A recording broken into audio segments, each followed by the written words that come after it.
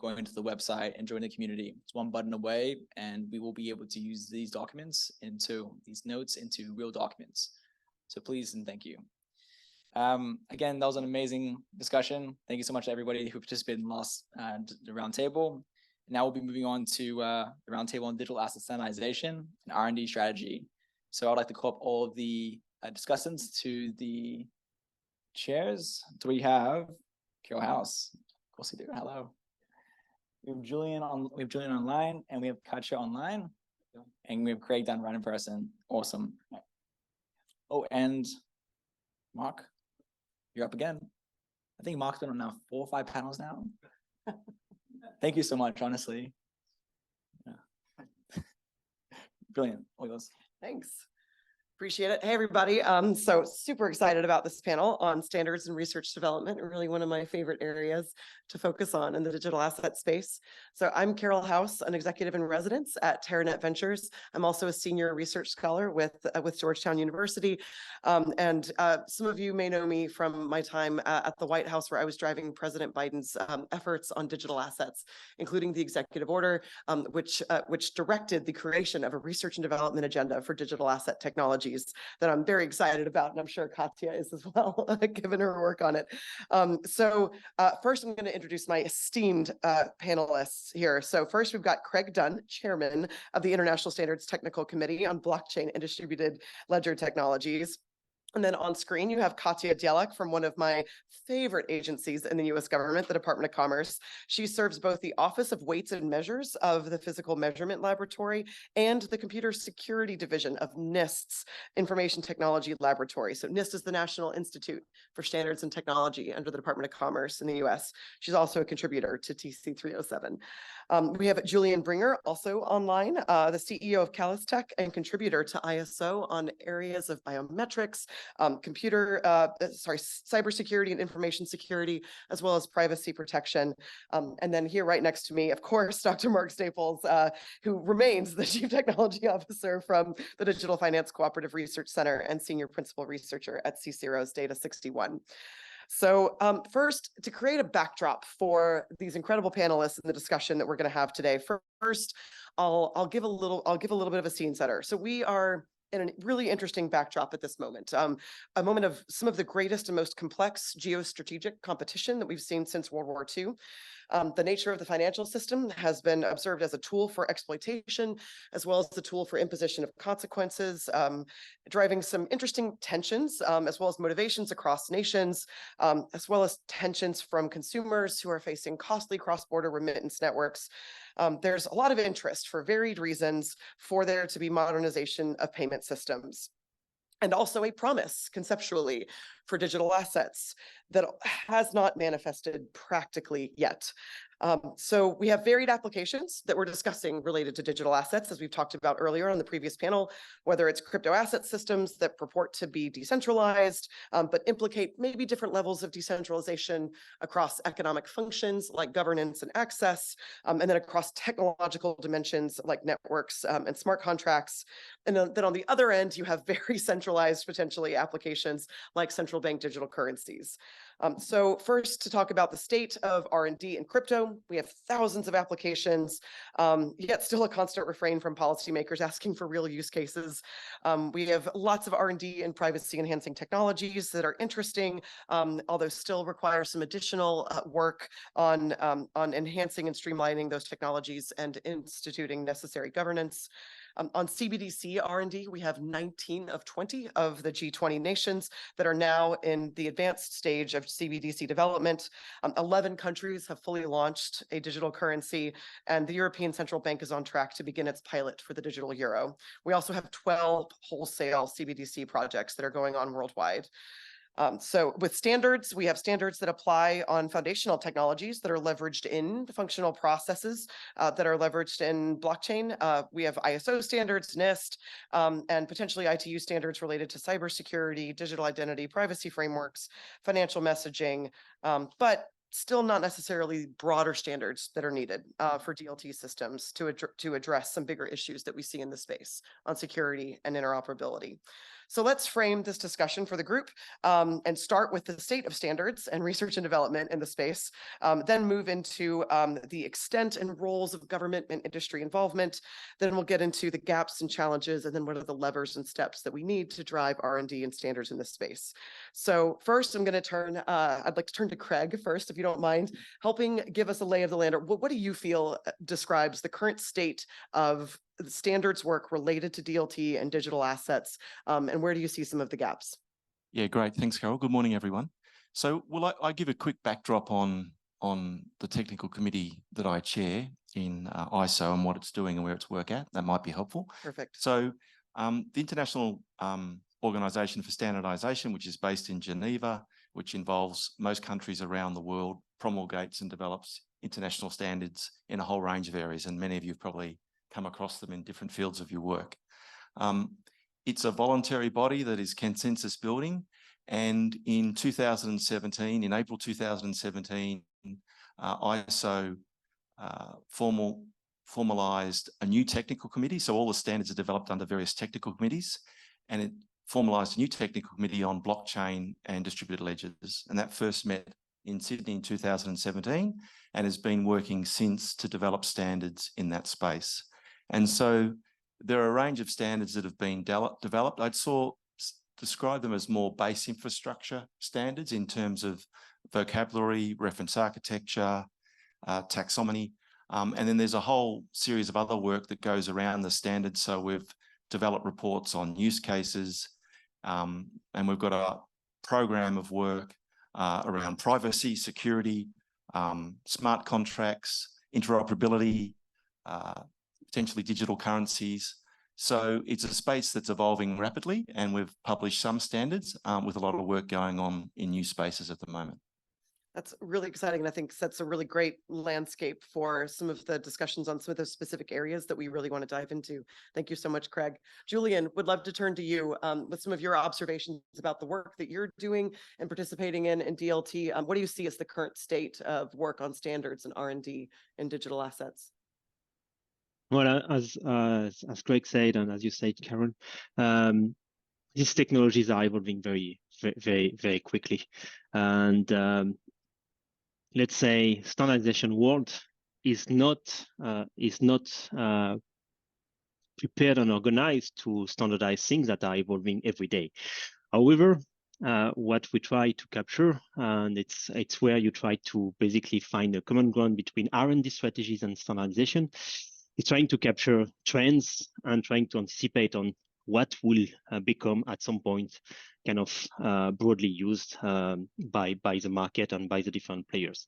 And this is where we are. As Craig said, we have some basis building blocks, let's say, for in terms of standards. We have analyzed different state of the art with respect to use cases, with respect to, for instance, in my group, respect to identity and privacy aspect and security side as well. And now we feel that we are ready to start developing specification or requirements in order to capture some of them already existing, but also the upcoming application of those technologies.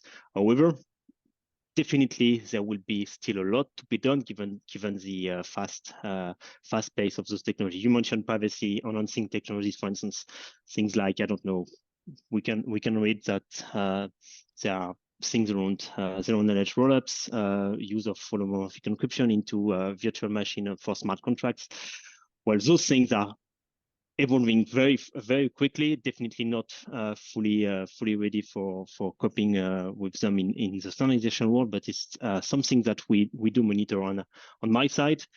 I'm involved both in standardization, but also in developing product. But when I'm doing that in general, I'm trying always to anticipate on what would be the needs for the product, but on the same side, thinking of whether something is compatible with existing standards or something might be in conflict with upcoming or existing standards.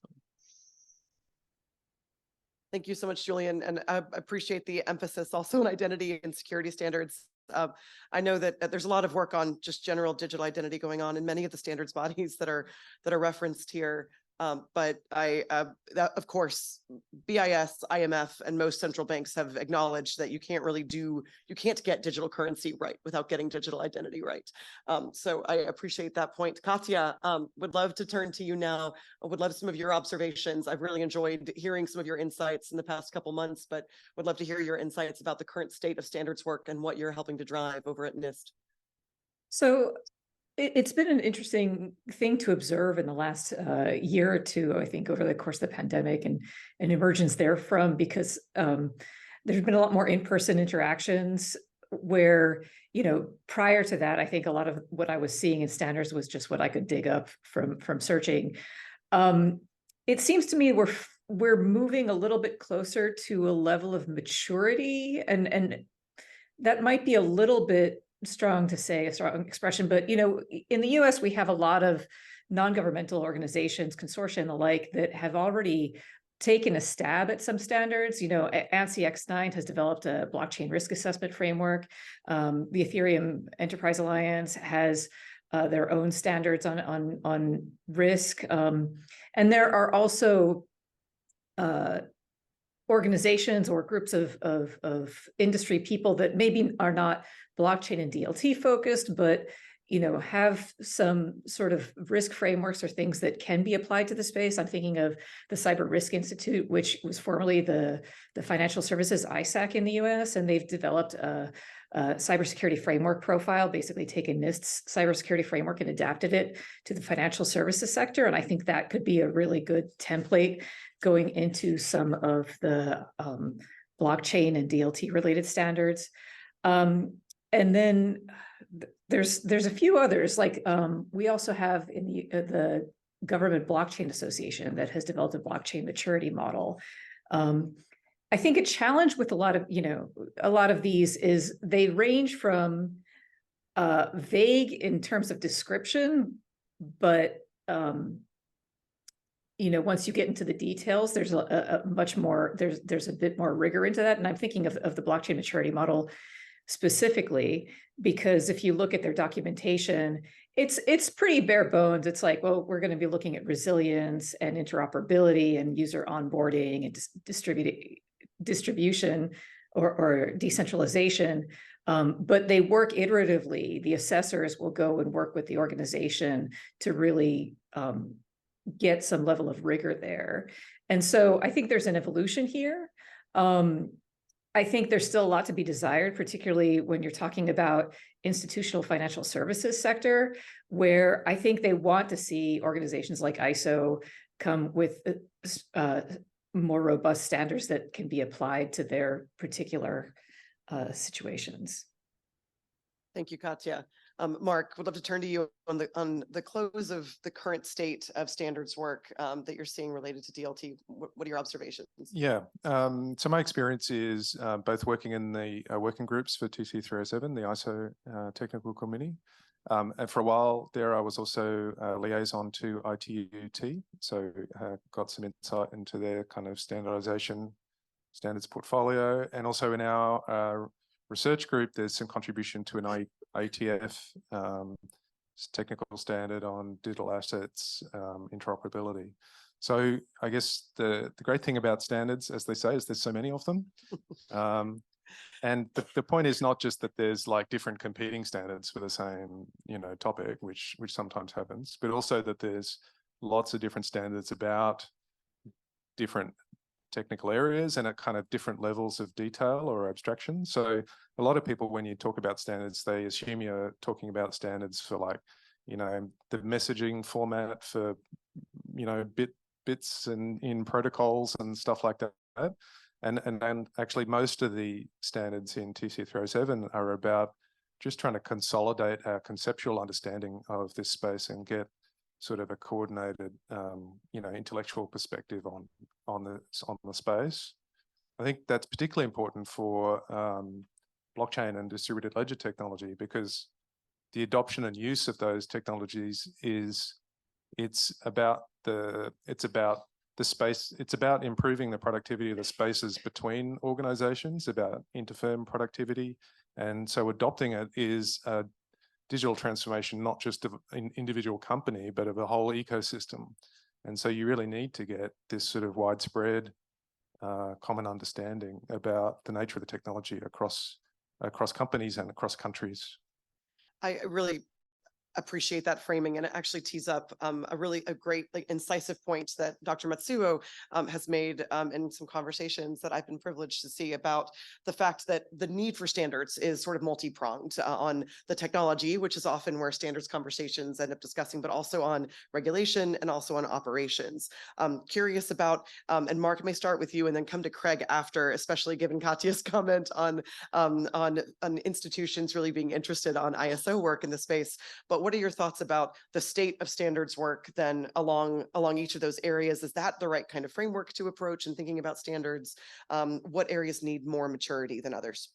Yeah. So the standards standards in general are all kind of technical, they're talking about or conceptual, they're not regulatory in a way. So that maybe they are in a very broad sense, but really when it comes down to legislation or regulation, that's all from sort of sovereign, economies that are deciding their own rules. How do you feel about FATF? But that has to be adopted into each different jurisdiction, right? Absolutely.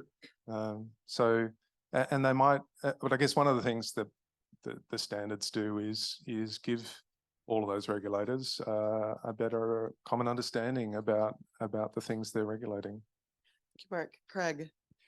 Yes, I'll make a few different comments. I think standards evolve in different ways. So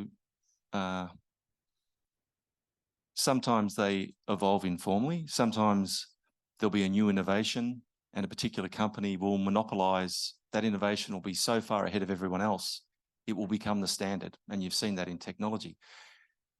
The best example I like, and this also goes to the point I make about when should standards be brought in, because for emerging technologies, there's a timing, and you can bring them in too quickly and too late, and people will judge where we sit on that spectrum. But the Roman language that's used in most of Western Europe, the US, Australia, the typewriter key or the keypad we use today evolved because one typewriter company was more dominant than others. It's a very inefficient structure on the keypad. And later on, after that dominant standard was developed informally through effectively a very dominant competitor, an organization came out to develop a new keypad that was about 40% more efficient, just looking at the Roman languages and where the key sit. So we're all using a very inefficient, in the Roman language part of the world, a very inefficient keyboard. But it developed because one dominant company developed it. And then when an international standard came in later, it was too late to adopt it. So what does that say?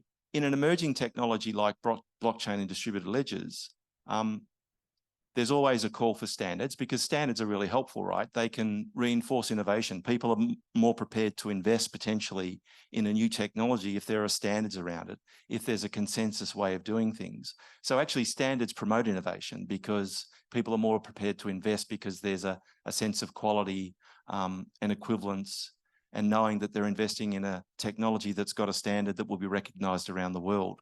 But there's this age-old problem with emerging technologies of when do you launch the standard? And if you launch the standard too early, you get the typewriter issue that I said, or the keypad issue, where you reinforce an inefficient technology that's not really the best way to go forward. If you move too late, you get chaos and you don't get the world you like. So it's not straightforward. In ISO, the standards are developed through consensus.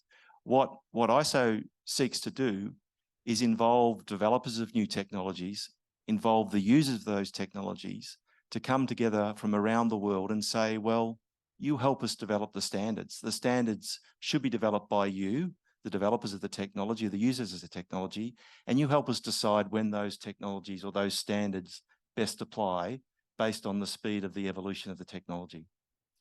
I so appreciate that point. I remember in some of my engagements with industry when I was in the White House, we would have members of industry, and I'm not saying that this is representative of much of the DeFi space, but some of them were saying, yes, government, we need standards. And I was like, So government, NIST, Katya does not build standards based on nothing. It's best done coalesced around sort of an agreement of standardized best practices in the space, which, and some of the challenges that I know were discussed in the prior panel about issues that decentralized communities have on organizing around best practices. Yeah, and the challenge with ISO in a way, I mean, it's its strength, but it's also its challenge is that it's an international standards body.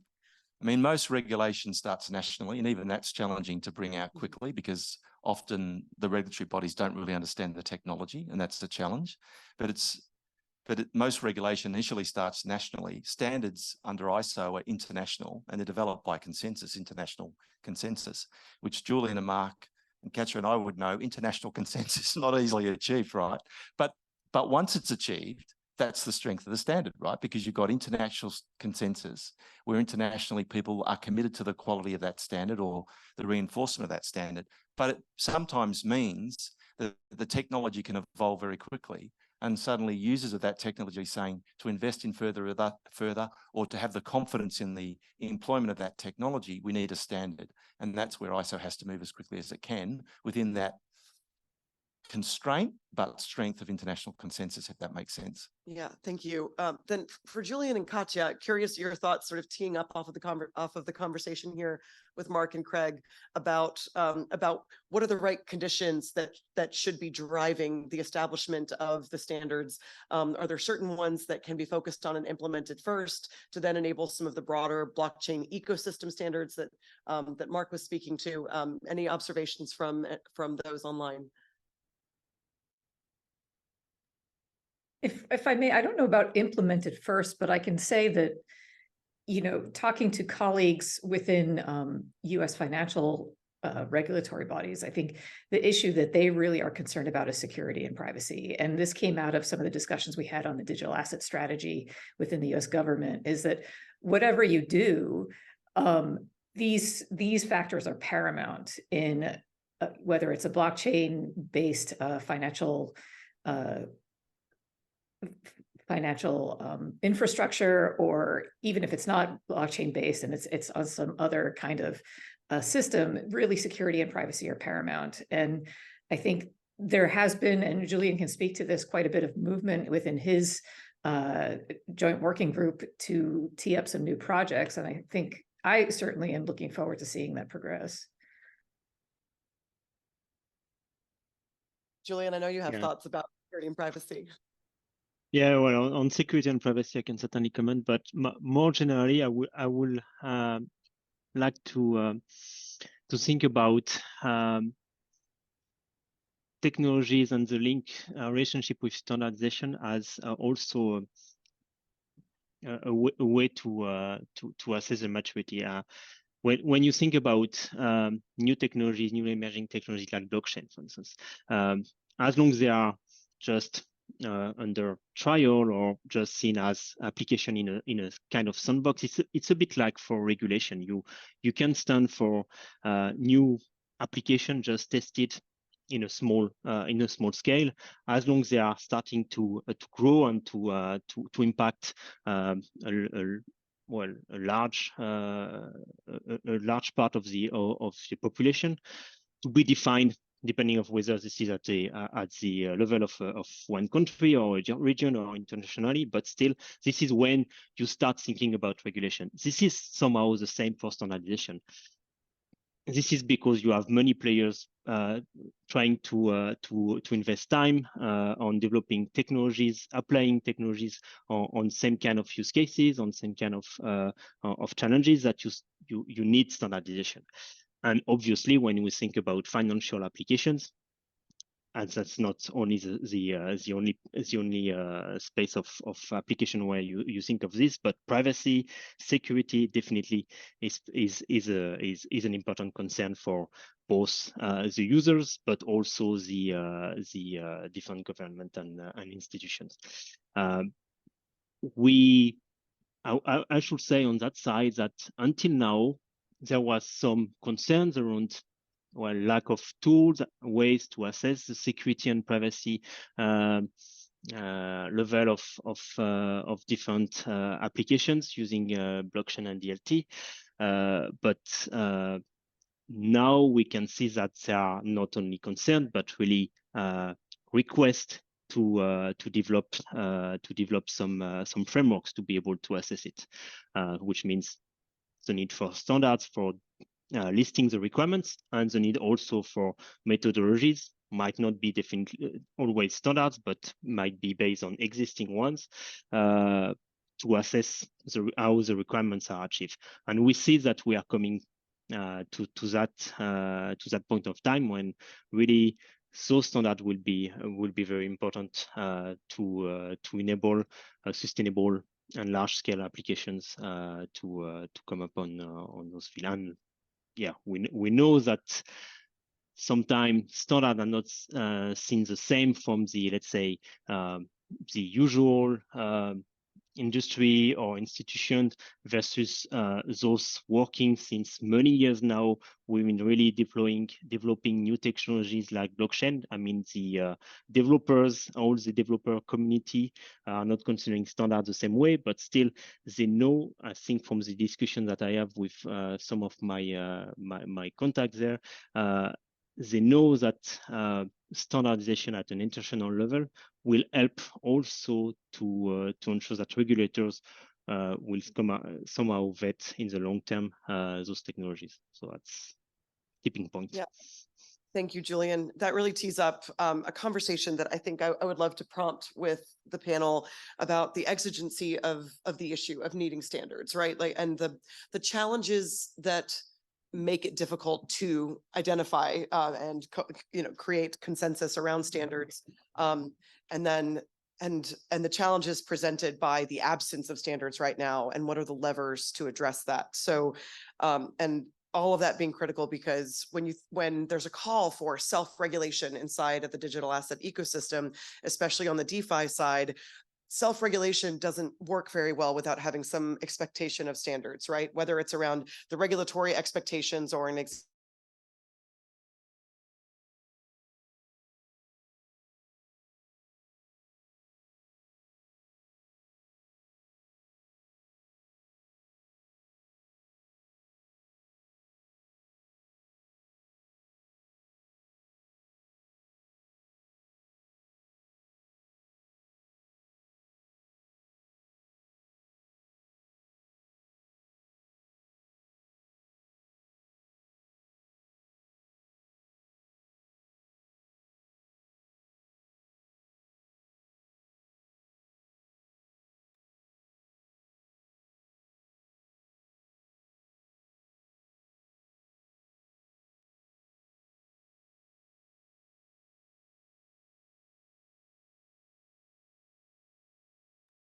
Okay, now we lost the room completely. I hope we come on shortly.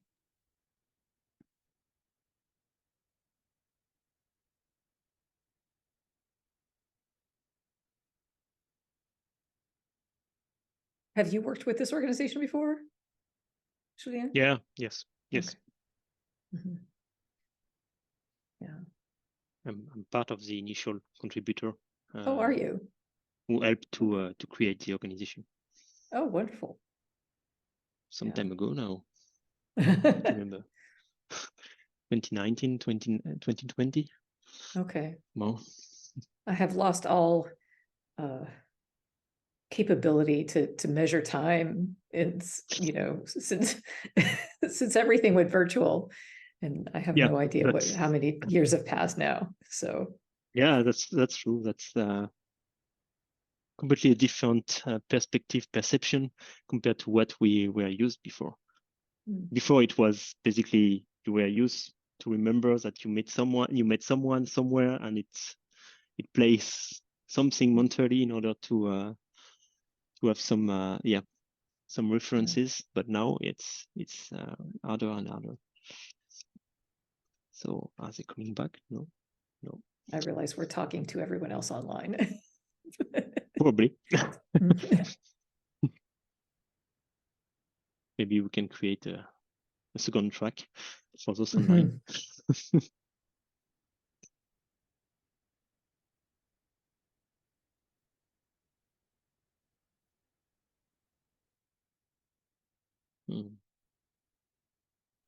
And that's why it's difficult to get consensus, because there's a lot of competing companies that have slightly different perspectives on the technology and how they want their thing represented in the world. I don't know. I mean, the best way to get more work done is to have more good people involved. So get involved through your for ISO, it's through your national member bodies, the sort of standards organizations in each country, in a way that might slow things down because there's more people to get consensus with. But actually having good quality people involved is what makes the work happen. A good call out for work with the Cooperative Research Center and to participate in ISO's work. Craig, would like your thoughts on the challenges that are currently that are stalling or slowing progress. Do you think that that's an accurate characterization? And what are the right levers to drive and accelerate creation of the standards that you think are the most critical to form consensus around first? Yes, it's a really good question. I think in the end, I mean, standards are developed because they're needed, and they're developed by people that think they're needed with the relevant expertise. And so, and as I said, technologies can change and evolve at different speeds. I think, firstly, you need a dedicated community of experts that are committed to developing the standards. One of the challenges in a new technology is, as Mark said, there are disparate approaches to the evolution and development of that technology, and that's great, that's innovative, and that's why it's cool in a sense. And there are different philosophies about how different protocols should evolve and the standards that should be supported. But at some point you get a wave of momentum where the community says, if this technology, I think Katja was making the point, if this technology is to be endorsed and supported, and I don't like to use the word, but used by, if you like, the mainstream in the economy, then it needs certain standards bodies with certain brands that are recognised internationally and respected that facilitate the deployment of that technology.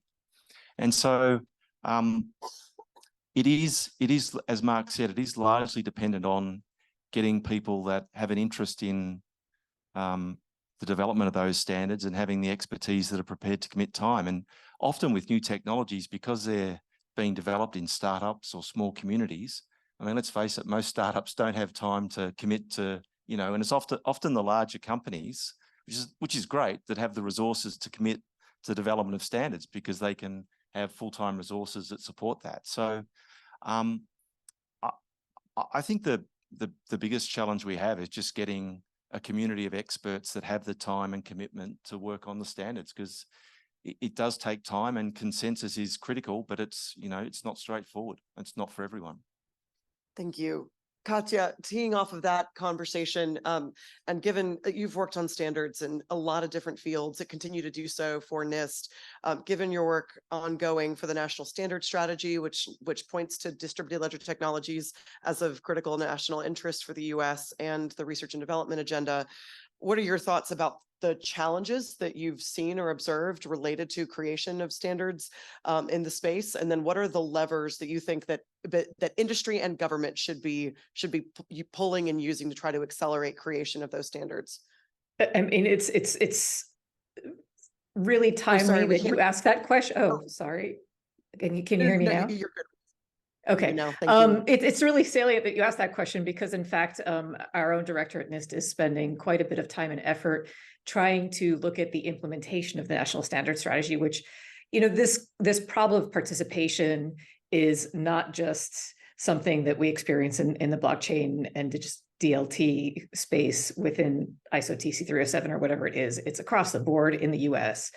We have a very fragmented standards community or standards engagement, hundreds, if not on the level of thousands of standards bodies devoted to very specific things. And within that, within the blockchain and DLT space, it's even representation to ISO is different for TC 307, which is the blockchain and DLT technical committee, versus financial services, which is TC 68.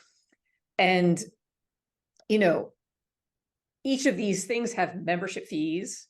How do you get those people to participate if they want to participate? Many funding for small companies, startups, university professors, individuals to attend particularly international standards meetings is not a small thing.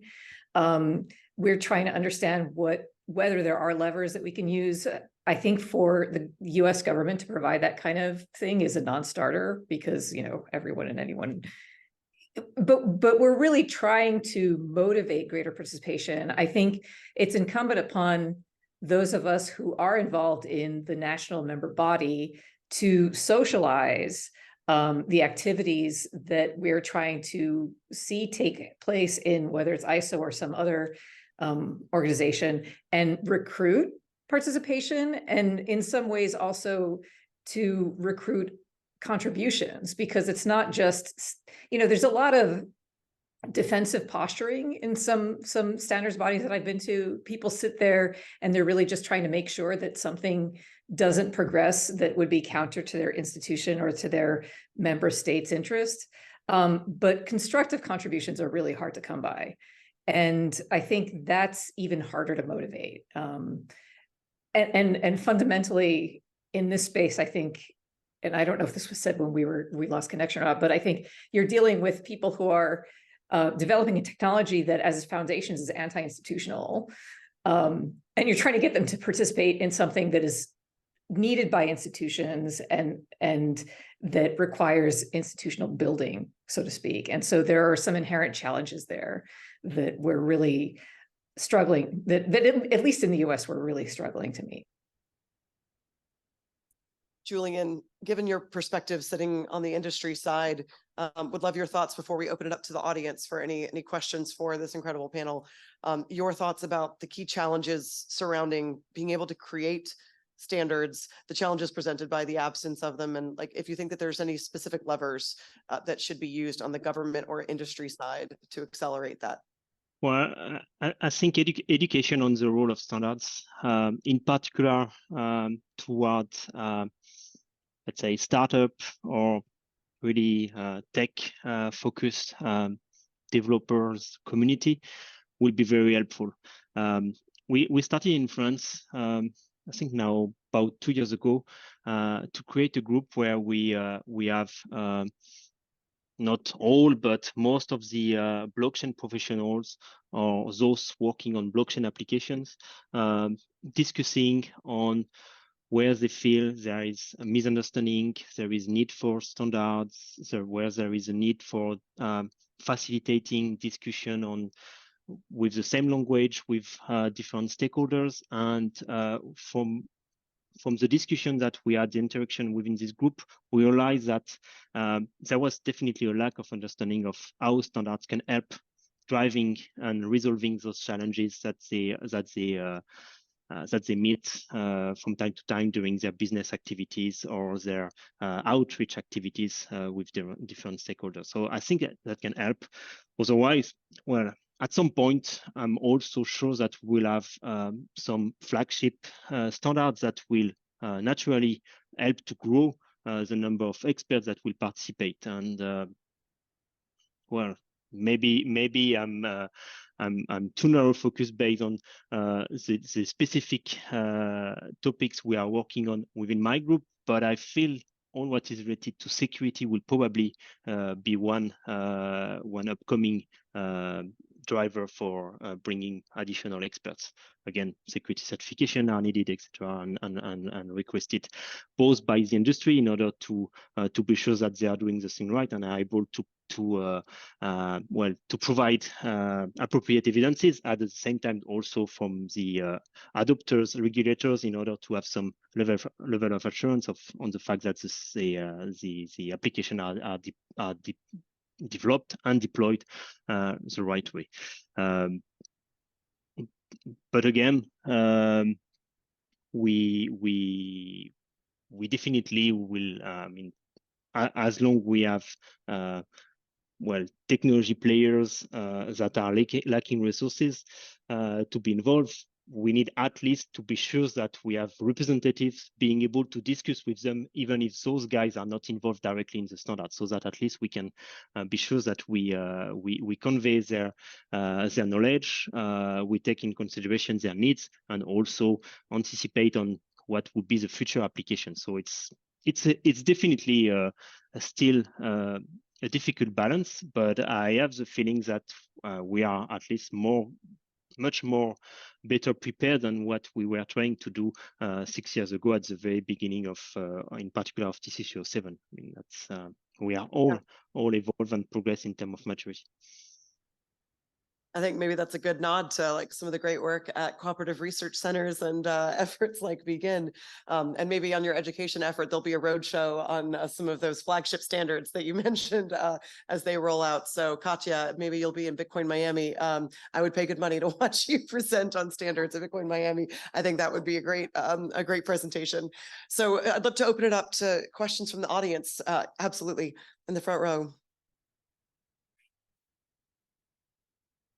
Yeah, hi, Ellie Rennie from RMIT University.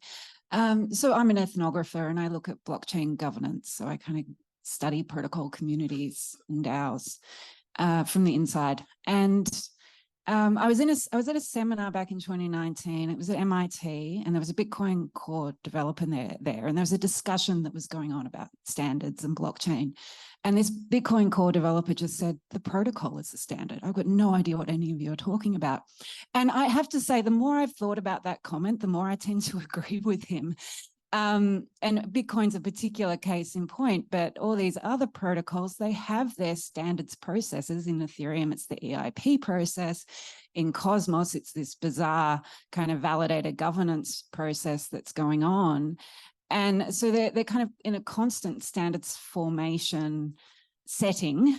And you know, I've been involved in various efforts, one around trying to come up with governance standards for validators in Cosmos, called the Validator Commons, which kind of fell apart because of the various legal liability concerns of validators, or the kind of pressures, or, you know, kind of contractual obligations that they have with investors, et cetera, that are determining their actions. For instance, if you're a custodial validating service like Coinbase, you know, you're not going to vote because your token holders, you know, don't have any means to vote independently, et cetera. So there's all these multiple reasons why their behaviors are occurring the way that they're behaving. And there seems to be increasingly within those communities this call for what they talk about as governance minimization, or let's just kind of find ways to actually bring things back to that protocol level. Like, let's take it out of the hands of all these different actors who are trying to coordinate around these difficult problems when there is so much uncertainty that they face. And how do we kind of actually use the affordances of this technology, which is around, you know, code, the constitution of code itself, to perform those actions. And then the other one I've been involved with is through a research network called MetaGov, which is called DAOstar, which is around DAOs and standards, and they ended up just creating information standards about what they agree to kind of show, almost like API rather than a kind of actual standard. So I suppose my question is, like, I'd love an example of a standard that you see is separate to these kinds of processes, and not CBDCs. I'm not talking about CBDCs. I think it's a whole different case, but in actual public blockchains. So I think it's a really good question. And you know, open source or protocols, and there are different, obviously, as you said in your comments, there are different communities.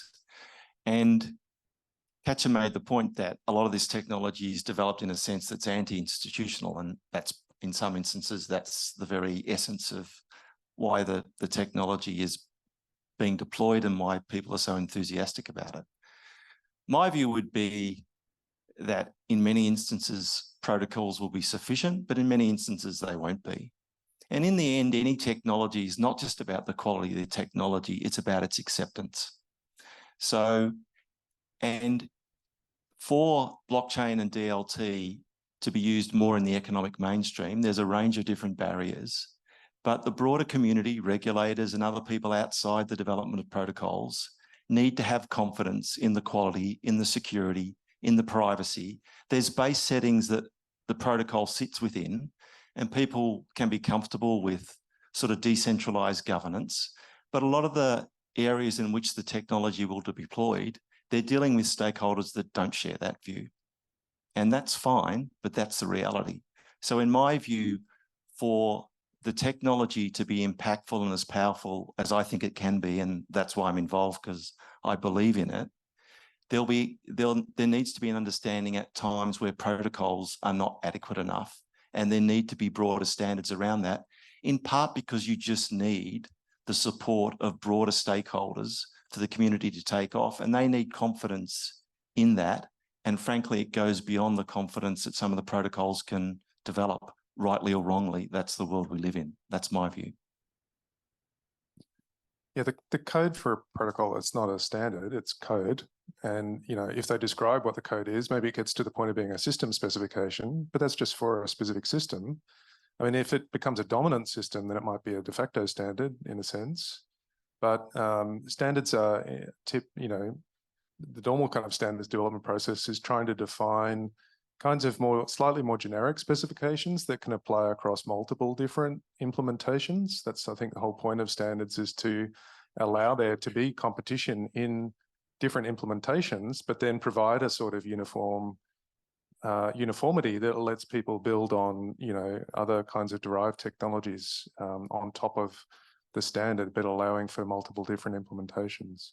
So, you know, maybe, you know, I guess the other comment is perhaps in terms of the governance mechanisms concept you mentioned, you know, maybe open source developers don't want to think that there is governance, or they just, but governance is partly about controlling the evolution of a system. And so there will be governance mechanisms in open source software development that sort of shape how the community decides to evolve or not evolve platforms over time. So those are going to be very different to the sort of governance mechanisms you will see in a formal setting, but you know, they're still governance mechanisms. They're still, you know, with you know, as BGIN mentions ITF as a kind of reference mechanism for how the implementation of internet standards are governed. So, you know, there are sort of more decentralized governance mechanisms that create these more decentrally defined technology standards that do allow for alternative implementations. Thank you. Are there other questions? We have to cut off. Oh, I'm sorry. Okay. Well, if you guys have any questions, I am quite positive that Craig and Mark would be happy to chat after this break, and also Julian and Katya to be reached out to. Thank you all so much. If you can join me in applauding my incredible panels. Thank you. Thank you. Thank you. And everyone for Carol for such an amazing panel.